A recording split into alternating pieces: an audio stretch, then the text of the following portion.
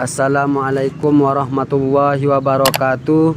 Alhamdulillah. Allahumma sholli ala Sayyidina Muhammad wa ala ali Sayyidina Muhammad. Terima kasih kepada teman-teman yang sudah melihat video saya ini. Semoga teman-teman dalam keadaan sehat dan tetap semangat dalam melaksanakan PPG-nya. Pada kesempatan kali ini saya akan membahas soal-soal yang berhubungan dengan UP. Sebelum kita memulainya, marilah kita berdoa. Bismillahirrahmanirrahim. Rabbishrahli sadri wa yassirli amri wahlul 'uqdatam min lisani yafqahu qauli.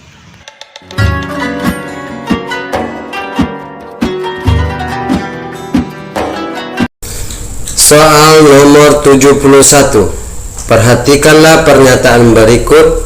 1. Gerakan ilmu agama karena didorong oleh semangat agama yang kuat pada saat itu. 2. Gerakan filsafat karena ahli agama di akhir Daulah Umayyah terpaksa menggunakan filsafat untuk menghadapi kaum Nasrani dan Yahudi. 3. Gerakan sejarah karena ilmu agama memerlukan riwayat. 4. Gerakan sosial karena kehidupan tidak terlepas dari sosial. 5. Gerakan dakwah karena ajaran Islam perlu disiarkan. Perkembangan gerakan ilmu pengetahuan dan budaya pada masa Bani Umayyah di Damaskus memfokuskan pada 3 gerakan besar, yaitu A. 1, 2, dan 4, B. 1, 2, dan 5, C. 1, 2, dan 3, D. 1, 3, dan 4, E. 1, 3, dan 5. Jawabannya adalah C. 1, 2, dan 3, yaitu gerakan ilmu agama karena didorong oleh semangat agama yang sangat kuat pada saat itu. Gerakan filsafat karena ahli agama di akhir Daulah Umayyah terpaksa menggunakan filsafat untuk menghadapi kaum Nasrani dan Yahudi. 3. Gerakan sejarah karena ilmu agama memerlukan riwayat.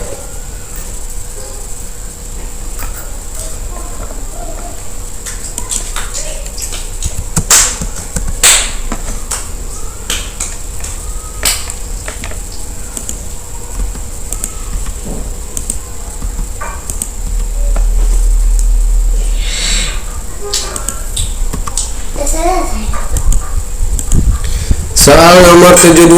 Perhatikanlah pernyataan berikut ini. 1.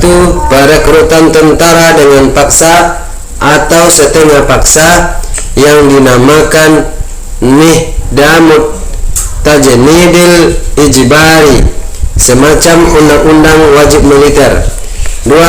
Politik ketentaraan pada masa ini adalah Arab oriented, di mana anggota tentara haruslah berdiri dari orang-orang Arab.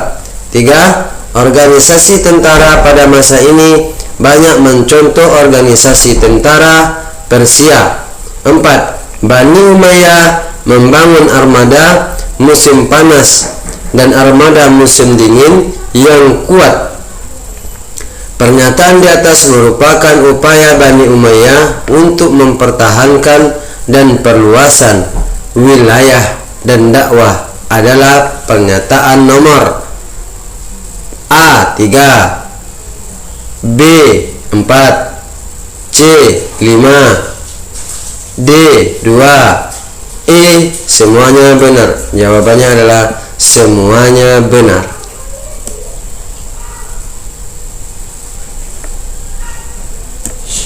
Semuanya benar. Soal nomor 73. Perhatikanlah pernyataan berikut ini. 1. Dalam bidang ilmu kalam munculnya berbagai golongan, yaitu Khawarij, Murji'ah, dan Mu'tazilah. Dua ahli tafsir terkemuka adalah Abu Yunus Abdus Salam Al-Ghazwani yang merupakan salah satu penganut aliran tafsir Bi al-Ra'i. Tiga, empat ulama fikih yang terkenal pada saat itu sampai sekarang ini, yaitu Imam Abu Hanifah wafat 129 Hijriah, Imam Malik wafat 179 Hijriah, Imam Syafi'i wafat 204 Hijriah, dan Imam Ahmad bin Hanbal wafat 241 Hijriah. 4. Munculnya Al-Razi sebagai ahli kedokteran Islam. 5. Jabir ibnu Hayyan yang diberi gelar Bapak Ilmu Kimia Arab. Pernyataan di atas merupakan perkembangan ilmu dan pengetahuan di masa Umayyah adalah A. 4, B. 5, C. 2, D. 3, E. 1, yaitu jawabannya adalah E.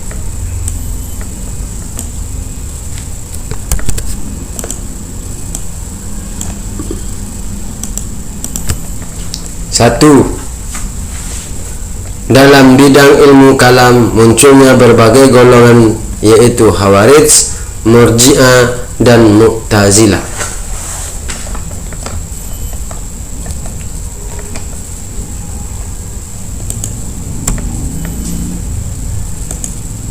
Soal nomor 74, perhatikanlah pernyataan berikut ini. Abu Abbas As-Saffah sebagai pendiri Bani Abbasiyah mampu menciptakan suasana dan kondisi Abbasiyah yang steril dari keturunan Bani Umayyah. 2. Bani Umayyah merupakan lawan politik yang baru dikalahkan dan dikuasai Abbasiyah. 3. Sikap tegas dan berani yang ditunjukkan oleh Khalifah Abu Abbas As-Saffah ketika membuat kebijakan memberantas semua keturunan Umayyah dari wilayah yang dikuasainya. 4. Suasana pusat wilayah dan rakyat Abbasiyah yang baru menjadi lebih kondusif dan perkembangan peradaban dapat dikendalikan oleh Khalifah Abu Abbas As-Saffah.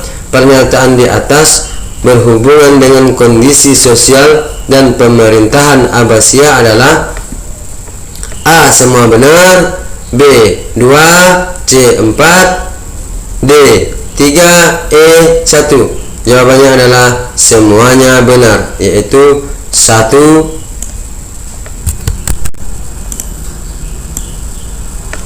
2, 3, 4. Semuanya benar.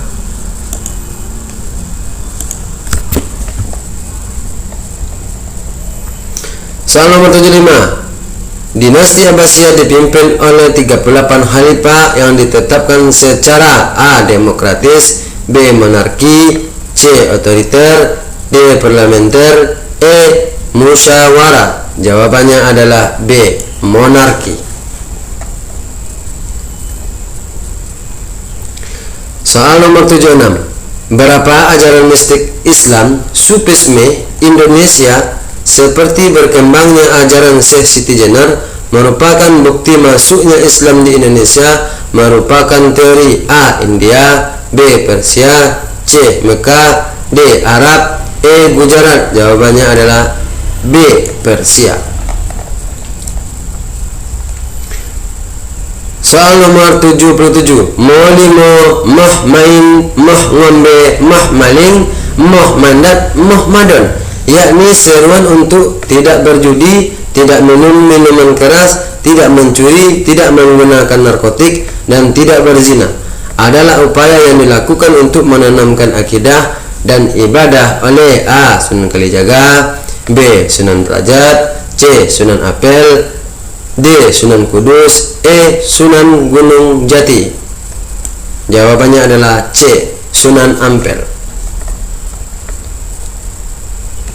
Soal nomor 78. Strategi dakwah Islam di Nusantara diantaranya melalui penciptaan tembang-tembang keislaman berbahasa Jawa, gamelan, dan lakon islami. Setelah penduduk tertarik, mereka diajak membaca syahadat, diajari wudhu, salat, dan sebagainya. Merupakan strategi dakwah yang dilakukan oleh Sunan Kalijaga melalui A. keteladanan, B. akulturasi budaya, C. C. Berdagang. D. Kesenian. E. Kekuasaan. Jawabannya adalah B. Akulturasi budaya. Soal nomor 79. Sunan Derajat juga dikenal sebagai seorang bersahaja yang suka menolong di pondok pesantrennya. Ia banyak memelihara anak yatim piatu dan fakir miskin. Ini merupakan strategi A. Berbuat baik, B. Dakwah langsung, C. Kesenian, D. Akulturasi budaya, E. Keteladanan. Jawabannya adalah A. Berbuat baik. Soal nomor 80. Perhatikanlah poin-poin berikut ini. 1. Perdagangan. 2. Persamaan mazhab Maliki. 3. Perkawinan. 4. Raja memeluk Islam. 5. Kesenian jalur masuknya Islam ke Afrika. A. Jawabannya 1, 2, dan 3. B. 1, 3, dan 4. C. 1, 2, dan 4. D. 2, 3, dan 4. E. 1, 2, dan 5. Jawabannya adalah C. 1 yaitu perdagangan, 2 yaitu persamaan mazhab Maliki, 4 raja-raja memeluk agama Islam. طلع البدر علينا من ثنيات